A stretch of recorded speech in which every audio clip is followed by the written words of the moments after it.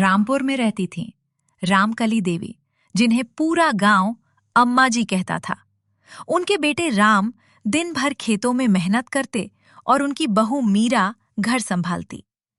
मीरा शहर से ब्याह कराई थी, पढ़ी लिखी, लेकिन रसोई चूल्हे के कामों में बिल्कुल नई। शादी को बस 2 महीने हुए थे। अब शहर की आदतें इतनी जल्दी कहाँ जाती हैं। मीरा चूल्हे के पास बैठी तो थी, लेकिन माचिस जलाने से पहले उसने अपनी साड़ी के पल्लू से धीरे से अपना फोन निकाला। उसे माचिस नहीं, नेटवर्क ढूंढना था। उसने सोचा, लाओ यूट्यूब पर बैंगन भरता रेसिपी देख लूं। उसने फोन हवा में लहराया, दाएं देखा, बाएं देखा, लेकिन गांव के नेटवर्क ने धोखा दे दिया। स्क्रीन पर सिर्फ गोल गोल चक्का घूम रहा था। उधर आंगन में अम्मा जी अपनी गाय गौरी की पीठ सहला रही थीं। अम्मा जी ने गौरी के कान में धीरे से कहा, देख गौरी, आज नई बहू खाना बना रही है। अगर थोड़ा फीका हो तो चुपचाप खा लेना, नखरे मत करना, शहर वाली मेम साहब हैं।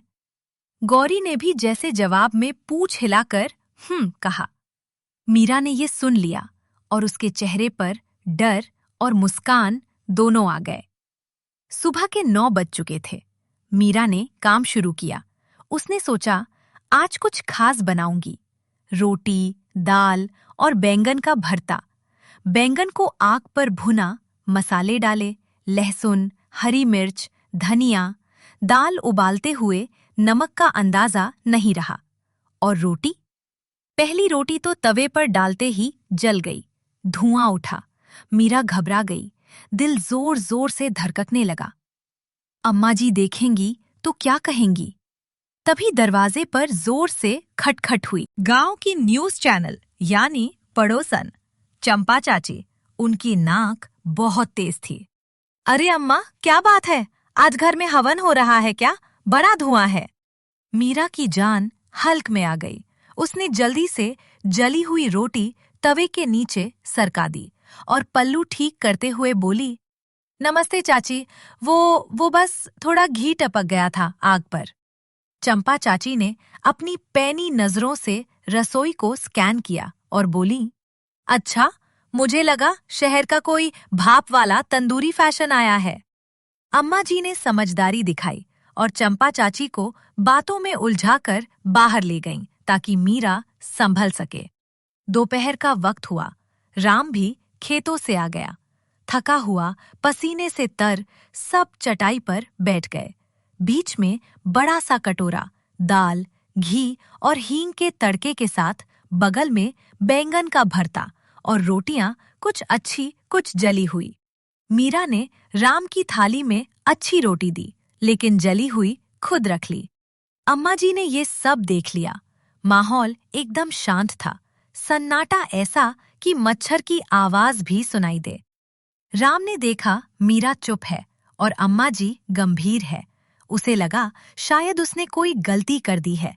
क्या आज कोई खास दिन था जो वो भूल गया? डरते डरते राम ने पानी का गिलास उठाया और बोला, वाह, आज कुएं का पानी भी कितना मीठा लग रहा है, कमाल है। मीरा ने उसे घूर कर देखा, राम, और घबरा गया। मतलब प्यास बहुत लगी है ना, इसलिए? अम्मा जी को हंसी आ गई, लेकिन उन्होंने दबा ली। अम्मा जी ने अपनी थाली में बैंगन का भरता लिया। फिर उन्होंने मीरा की थाली से वो जली हुई रोटी उठाई। मीरा का दिल बैठ गया। अम्मा जी ने उस रोटी का एक टुकड़ा तोड़ा, जिसका किनारा काला था, लेकिन अंदर से नरम। उन्होंने उसे भरते के साथ खाया। मीरा बेटी, मीरा ने डरते हुए सिर उठाया। जी अम्मा जी। अम्मा जी मुस्कुराईं। बैठो, खाओ, ये रोटी जली हुई है, लेकिन इसमें मेहनत है। सब हैरान थे। अम्मा जी ने आगे कहा, देख बेटी, आज तूने ये रोटी बनाई, आटा गूथा, तवे पर डाला, आग की तपिश सही, जली क्यों? शायद आंच ज्यादा थी, लेकिन ये रोटी खाने वाला किसान ये नहीं सोचता। वो सोचता है कि आज की रोटी में उसकी मेहनत का फल है। अम्मा जी ने मीरा का हाथ अपने हाथों में ले लिया। और सुन, ये बैंगन जब आग में तपता है तभी भरता बनता है, अगर जलेगा नहीं तो स्वाद कैसे आएगा। तू भी इस घर की आग में तप रही है, धीरे धीरे कुंदन बन जाएगी। काम की इज्जत करो, जो मेहनत से किया उसमें छोटी गलती हो तो नफरत मत करो, इज्जत करने से ही इज्जत मिलती है। मीरा की आंखों से आंसू बहने लगे, लेकिन ये खुशी के आंसू थे। अम्मा जी, आप डांटती क्यों नहीं? अम्मा जी हंसी। डांटने से डर पैदा होता है और समझाने से समझ। उस दिन राम ने भी कहा, अम्मा, आपकी ये बातें जिंदगी भर याद रहेंगी। समय बीता, मीरा अब घर की रानी बन गई। गलतियां अब भी होती थीं, लेकिन डर अब नहीं था। एक बार मीरा ने खीर बनाई। बातों बातों में ध्यान भटका और दूध उबलकर चूल्हे पर गिर गया। मीरा फिर रोने लगी।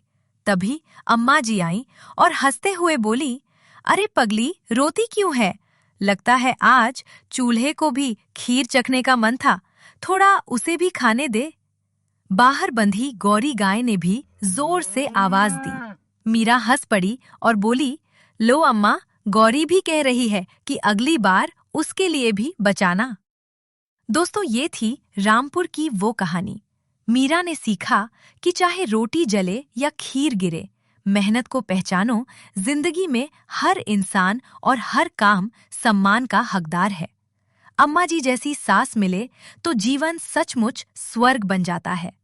अगर आपके घर में भी कोई ऐसी अम्मा जी हैं तो कमेंट्स में जरूर बताएं। कहानी पसंद आई हो तो लाइक करें और मधुरावाणी स्टोरीज को सब्सक्राइब करें। फिर मिलेंगे एक नई कहानी के साथ। तब तक खुश रहें और कहानियां सुनते रहें।